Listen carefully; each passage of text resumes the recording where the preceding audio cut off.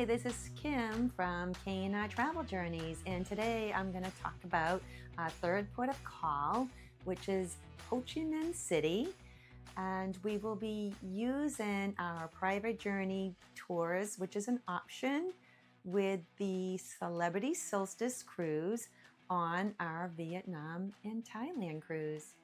So it's 7:30 a.m. and we are getting off the ship and going to the dock to meet our tour guide for the day.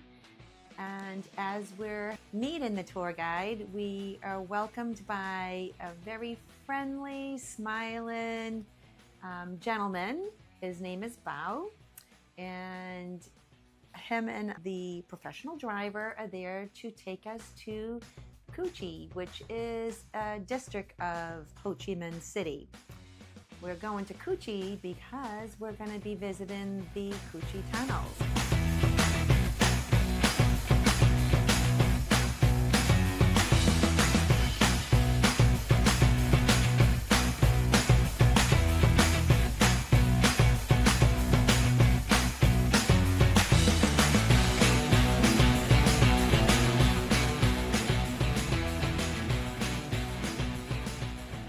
We're whisked away into the car, which is a nice SUV, roomy, comfortable, air-conditioned car. We're viewing the beautiful southern Vietnam and the countryside, which is just beautiful. But Bao lets us know right away that we are in for a long drive. It is about 2 hours or so, maybe 2.5 hours.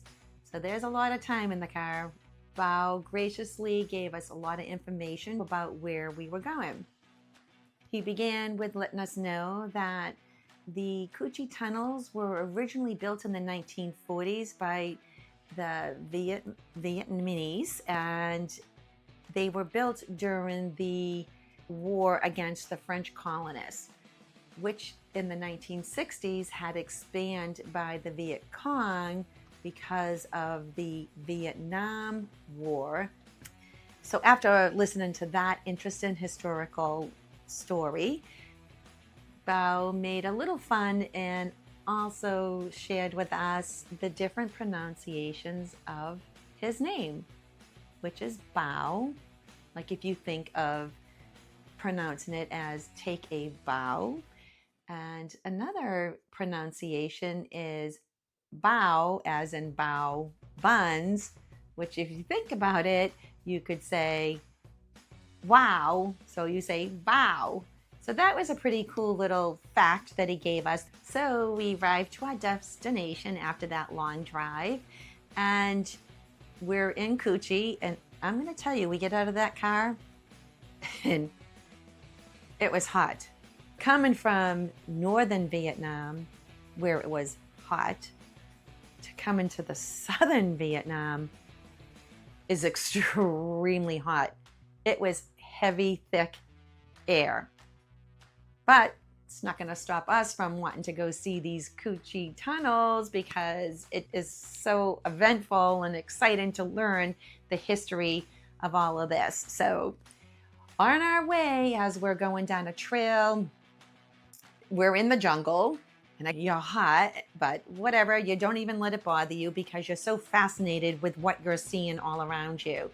We approached this area where it just looks like leaves on the ground and we're just looking at it.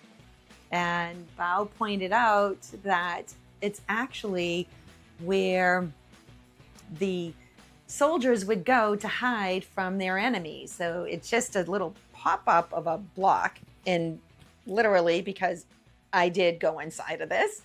Your arms up, because it's the only way you're really going to fit in there, and you hold the cover with some leaves on top and you scrunch down and the cover goes on top.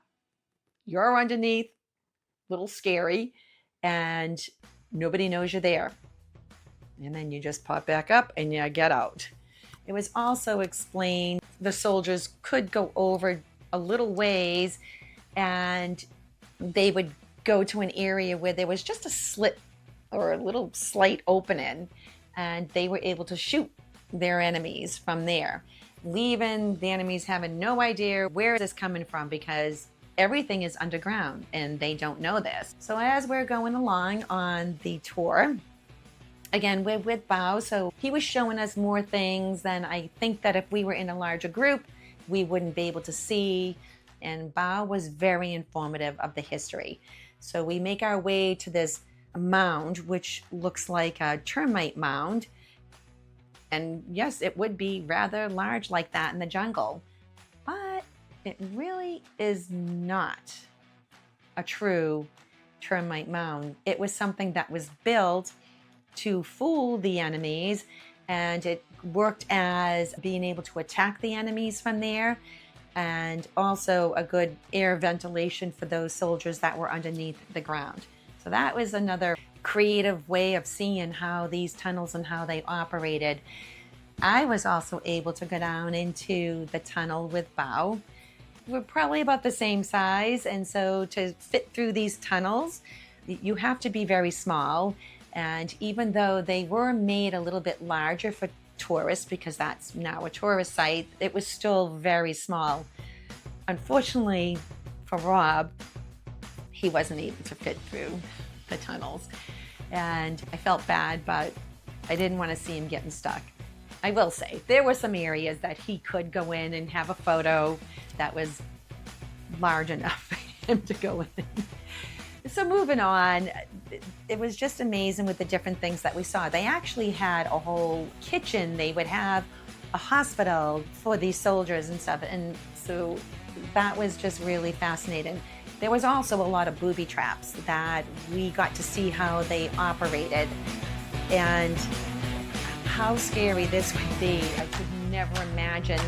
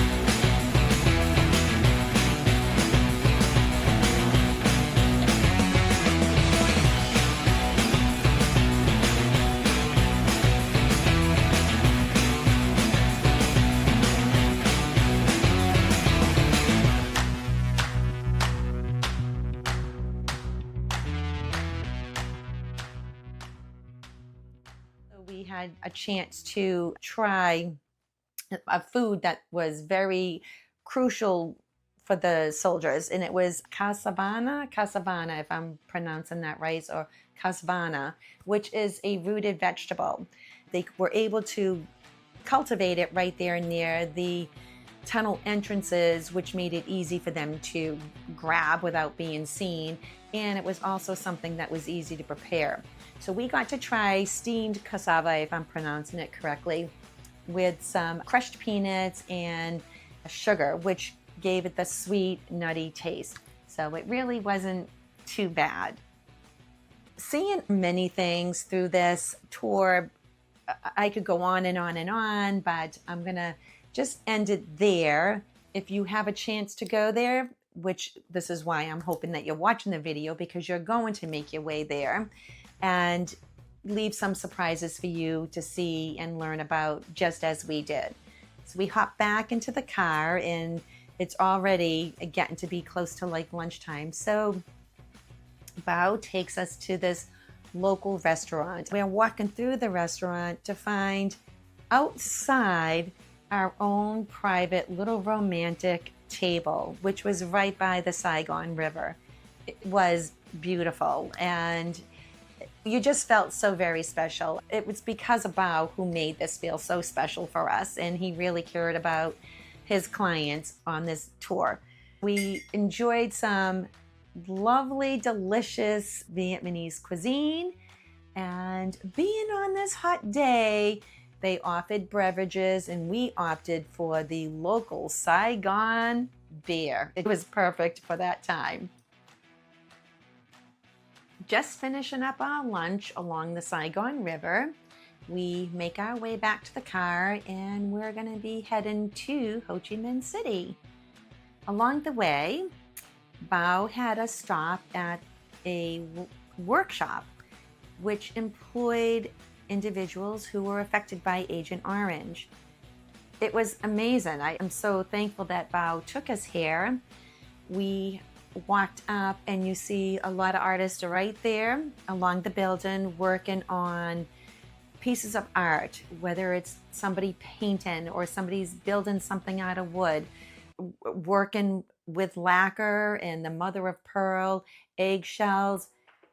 The imagination of these individuals and the artwork that they were producing was just amazing. The artists were very personable, really happy to see us, as we were very happy to see them and all the hard work that they were doing. It was just really amazing. It's very humbling being there. It's all very bittersweet. And, you know, after greeting or meeting a lot of the people who were working there, we stepped into their store, and they had many things for sale. So you could spend all day trying to pick and choose what it is that you wanted to buy. Some pieces were really big, some pieces were very small, which for us, we chose something small that we could just fit into our bag. And I will show you. It is a set of coasters, and you can see how beautifully painted and detailed even just the cover is. And each coaster has a unique look to it. It holds traditional cultural artwork that is through Vietnam. So it's just something really beautiful, and what a lovely keepsake. I'm going to say we don't use them because I don't want to wreck them. I just keep them out for display, but they are beautiful. So moving from the workshop and meeting some lovely people. Again, Bao, thank you for taking us there, and thank you to the people who have provided these works of art. So going forward, we make our way to Ho Chi Minh City, and our first stop is this post office, and it is the post office of Saigon, and it is a famous post office. It is probably the largest post office and the most beautiful post office I've ever seen in my life. It was brightly yellowed with beautiful shutters and a giant, beautiful clock. And I couldn't wait to get inside. When we did go in, it was like a museum. The ceiling was just a cathedral, open, beautiful ceiling. The floor tiles were gorgeous. They had pictures of maps of Vietnam. They had all sorts of artwork. In the middle, there was a lot of things on display. And not only is this like a museum, it was a full functional post office where people were mailing their packages or picking up packages, mailing off their letters. There's phones there for locals to go inside and use. It was just magnificent. It's just really something to see. So after leaving the post office, we made our way over to a street that was not even a block away. It was just right there. And we're walking down, and you look above, and there's these beautiful, gorgeous flowers just flowing over the top of you, with beautiful trees and shops, and there's seats lined up along the middle. There was actually even like statues and things, so you could see people relaxing, reading books. And, you know, we let Bao know, like, it's getting to be late afternoon. It's time for our Vietnamese coffee pick-me-up. So Bao, not only being a tour guide, actually owns his own coffee shop in the town that he lives. So he knew about coffee and he knew right where to take us. And there was a quaint little cafe right down at the end. We had gone in and we had our Vietnamese iced coffee and chatted with the girls that were working there for a little bit. And we grabbed ourselves not one, but 2 large bags of beans of Vietnamese coffee to take home with us. And I am still to this day very sad because I don't know how else to get this. So if anybody knows, please leave it in the comments so we can get our bag of Vietnamese beans. So moving ahead, we had gone to a local market, which I believe is called Ben Thanh Local Market, which is a famous historical iconic market. It has in there fresh produce, it has street foods, and anything from buying clothing to multiple items. You can get all your souvenirs there. It was a busy, fast-moving, hustle and bustle kind of market. It was really exciting to be inside there and listening to people bargain with people that worked there in their individual shops. It was just so fun. We did try bargaining a little bit. We were a little bit shy about it, but the people who worked there knew and they were helpful and they were happy to see us in there just wanting to buy things, just as we were happy to see all of this. So from there, we hopped back into the car. Bao wanted us to see the panorama of the downtown crazy 8 million mopeds and cars that are just flying around in a circle at each intersection. It was crazy, so exhilarating. It was just amazing. Bao had also pointed out at one of the intersections on the corner, there was the memorial of the burning monk, which was a Vietnamese Buddhist monk who in protest doused himself with gasoline and lit himself on fire. And this it was photographed by Malcolm Brown. But this photograph in 1963 became an international award-winning photo, and it was just another historical event that had taken place. They do hold a memorial for him. So we are making our way back around out of all this crazy driving, and we're heading back to the ship. So at this time, I want to say thank you for watching. And if you have any comments and you want to share any visit that you might have had there, or if you have any questions, we'll do our best to answer. I want to give a big thanks again to Bao for making this extraordinary day. He really went the extra mile and showed us things that we learned about, some of the historical events that we heard on one side, and then going there and seeing it for ourselves. It's just extraordinary. That was our last port in Vietnam. So, as sad as I was, I know we're going to be making our way back there and cannot wait to plan out that trip just to go over to Vietnam. What a beautiful, beautiful place to go. So fun. I'm really looking forward to getting back. And also, I'm going to say our next port is going to be Bangkok, Thailand. And that is going to be an exciting adventure to tell you about. And perhaps, maybe you'll see Rob and I enjoying a little bit of nightlife. So on that note, like and subscribe. And I'm just going to take a couple of minutes to talk to my senior citizen friends, also Mom, that the subscribe button is just a button. It's not a subscription to a magazine or anything of that nature. It's not a scam. YouTube is protected. So it's just a matter of supporting us and like and subscribe. That's all it is. It's nothing more than that. I understand the hesitation, but please know that's all it is. So thank you for watching, and we will see everyone next video. Bye.